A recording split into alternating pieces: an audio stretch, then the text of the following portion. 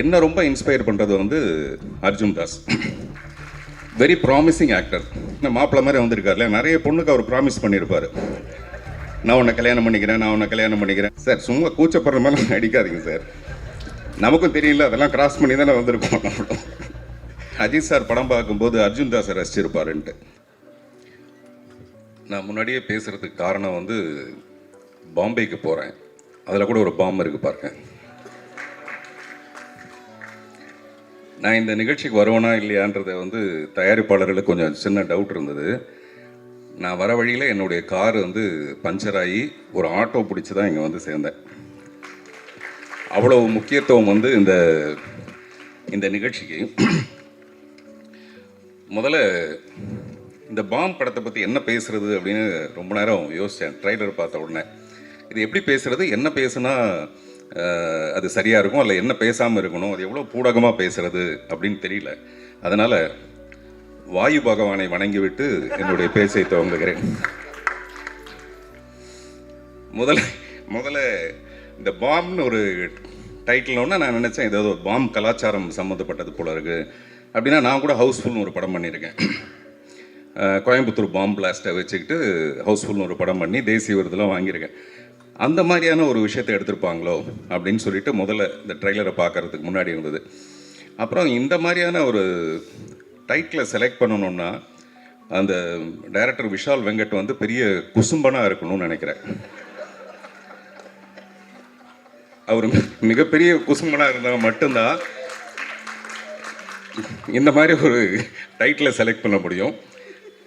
இந்த படத்தை தயாரிக்கணும்னா அந்த தயாரிப்பால் எவ்வளோ பெரிய குசும்பனாக இருக்க முடியும்.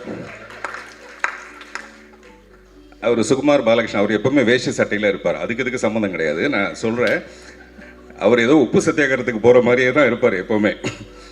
நான் அவரை பற்றி அப்புறம் பின்னாடி பேசலாம். இது நிறைய பின்னாடி பேசலான்னே வர வேண்டியதாக இருக்குதுங்க. எல்லா டைரக்டரும் அந்த முதல் படம் வந்து மூக்கு மேலே விரல் வைக்கிற மாதிரி அந்த டைரக்டர் பண்ணணுன்ற மாதிரி சொல்லுவாங்க. இந்த டைரக்டர் அந்த மாதிரியே ஒரு டைட்டில் வச்சுருக்காரு. ஆக்சுவலாக நான் ஒரு இங்கிலீஷ் படம் ஹிஸ்ட்ரி ஆஃப் த வேர்ல்டுன்னு ஒரு படம், அந்த படத்தில் கிங் ஆஃப் குசும்பன் ஒருத்தன் இருப்பான். அதை பார்த்தேன் முதல்ல வந்து ஒரு இங்கிலீஷ் படத்துனா குசும்பன் வந்து நான் அதில் தான் பார்த்தேன். அந்த கிங் வந்து எப்போவுமே அப்படி தான் இருப்பார். ஆனால் தமிழ் படத்தில் இப்படி கொண்டு வர முடியுதா? அதே மாதிரி பிங்க் பேந்தர்னு ஒரு படம், அந்த படத்தில் ஸ்டீவ் மார்ட்டின் ஆக்ட் பண்ணியிருப்பார். அவர் என்ன பண்ணுவார்னா ஒரு ரெக்கார்டிங் தேட்டருக்கு, டி இமான் சாரோடைய ரெக்கார்டிங் தேட்டர் மாதிரி ஒரு ரெக்கார்டிங் தேட்டருக்கு போய் ஒரு ரூம் தனியாக இருக்கும்.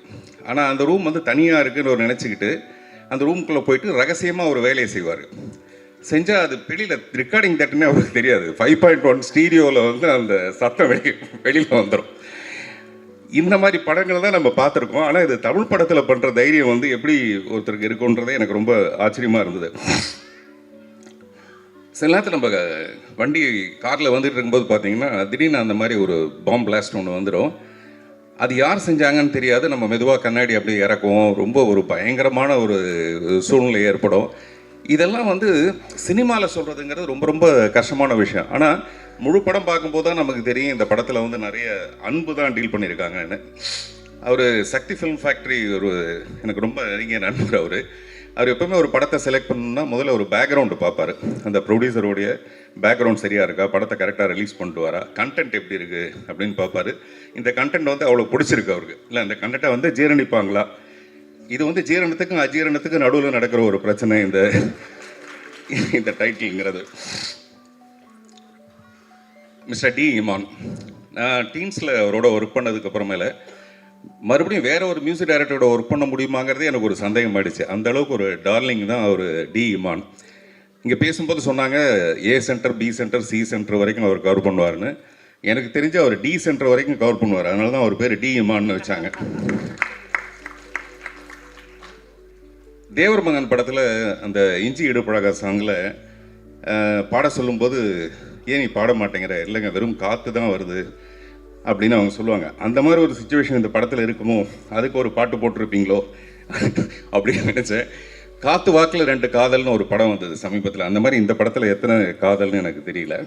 அனைவரும் ஒரு காதலாக தான் இருக்கும். ப்ரொடியூசரை பற்றி சொல்லணுன்னா அவர் மிஸ்டர் சுகுமார் பாலகிருஷ்ணன் வந்து அவர் தான் ப்ரொடியூசர்னு பேர் போட்டிருக்காரு தவிர அது முழுக்க போய். இந்த படத்தோட ப்ரொடியூசர் வந்து சதா சுகுமாரன். நான் ஏதோ பேரை தப்பாக சொல்கிறேன்னு நினச்சிக்காதீங்க, கரெக்டாக தான் சொல்லுவேன் நான். ஆமாம், ஏன்னா அவர் மிஸ்டர் சுகுமார் வந்து என்கிட்ட பேசும்போது சதா அவங்க பேரை பற்றி தான் சொல்லிட்டு இருப்பார். அதனால் அது சுதா கிடையாது, ஒரு சதா சுகுமார். அது உங்களுக்கு தெரியாதுங்க, மேடம் வந்து அப்படி ஒரு டேஸ்ட்டுங்க. மேடம் வந்து அது மேடம் தாங்க எல்லாத்தையும் டிசைட் பண்ணுவாங்க, மேடம் தான். உண்மையிலே எல்லார் வீட்லேயும் மேடம் தான் டிசைட் பண்ணுவாங்க. ஆனால் அது தைரியம் இல்லை ஒரு ஆம்பளைக்கு சொல்கிறதுக்கு. அதனால் மேடம் தான். மேடம் சிரிக்கிறது பெரிய விஷயம் இல்லை. இன்னமும் கல்யாணம் இத்தனை வருஷம் கழிச்சு இன்னும் அவர் சிரிச்சிட்டு இருக்காருன்னா டெஃபினட்டாக அதுக்கு காரணம் வந்து இந்த படத்தில் நடித்த ஒரு மிஸ்டர் காளி வெங்கட், நிறைய பேர் எல்லாருமே வந்து ரொம்ப கஷ்டப்பட்டு ஒரு ஒரு நிலைக்கு வந்திருக்காங்க. அந்த நிலைக்கு காரணமாக அவர் விஷால் வெங்கட்டுக்கு வந்து பாராட்டுகள். இதில் நிறைய பேருக்கு வந்து முக்கியமான பாத்திரங்கள் கொடுத்ததுக்கு. மிஸ்டர் அர்ஜுன் தாஸ் வந்து எனக்கு தெரிஞ்சு நான் கமல் சாரை ரொம்ப ரசிச்சிருக்கேன். சின்ன வயசுலேருந்தே நான் வந்து சினிமாவுக்கு வரதுக்கான இன்ஸ்பிரேஷன் வந்து கமல் சார் தான். இது நிறைய மேடையில் சொல்லியிருப்பேன். சமீப காலமாக இப்போ வந்திருக்க நடிகர்கள்லேயே என்ன ரொம்ப இன்ஸ்பயர் பண்ணுறது வந்து Arjun Das. Very promising actor. Promising ஆக்டர்னால் அவர் ரொம்ப சிறப்பான ஒரு நிலைக்கு வருவாருன்றது வேற. இன்னொரு விஷயம் பார்த்தீங்கன்னா, மாப்பிள்ளை மாதிரி வந்திருக்காருல, நிறைய பொண்ணுக்கு அவர் ப்ராமிஸ் பண்ணியிருப்பார். நான் உன்னை கல்யாணம் பண்ணிக்கிறேன், நான் உன்னை கல்யாணம் பண்ணிக்கிறேன், நான் உன்னை கல்யாணம் பண்ணிக்கிறேன், நிறைய பேருக்கு ப்ராமிஸ் பண்ணியிருப்பார். அதனால் அவர் ஒரு ப்ராமிசிங் ஆக்டர்னு சொல்லலாம். சார் சும்மா கூச்சப்படுற மாதிரி நடிக்காதீங்க சார். நமக்கும் தெரியல, அதெல்லாம் கிராஸ் பண்ணி தானே வந்திருக்கோம். நீங்கள் குட் பை டாக்லி பார்த்தீங்கன்னா எல்லாரும் வந்து அஜித் சாரை ரசிச்சிட்டு இருக்கும்போது நான் நினைக்கிறேன் அஜித் சார் படம் பார்க்கும்போது அர்ஜுன் தாஸை ரசிச்சிருப்பாருன்ட்டு. ஏன்னா அப்படி ஒரு காம்படிஷன், அப்படி ஒரு பியூட்டிஃபுல்லாக பார்த்தாரு பண்ணியிருந்தார் அந்த படத்தில். நான் பொதுவாக கதை எழுதினேன்னா வந்து ஹீரோயினை மட்டும்தான் கவனத்தில் வச்சுக்குவேன். இந்த ஹீரோயினுக்கு இப்படி ஒரு சீன் பண்ணலாமா அப்படின்ட்டு. பட் என்னுடைய கெட்ட நேரம் பாருங்கள், அர்ஜுன் தாஸை வச்சு நான் வந்து ஒரு படம் பண்ணலாமா அப்படின்னு. கெட்ட நேரம் நான் சொல்கிறது சந்தோஷத்தில் சொல்கிறேன்.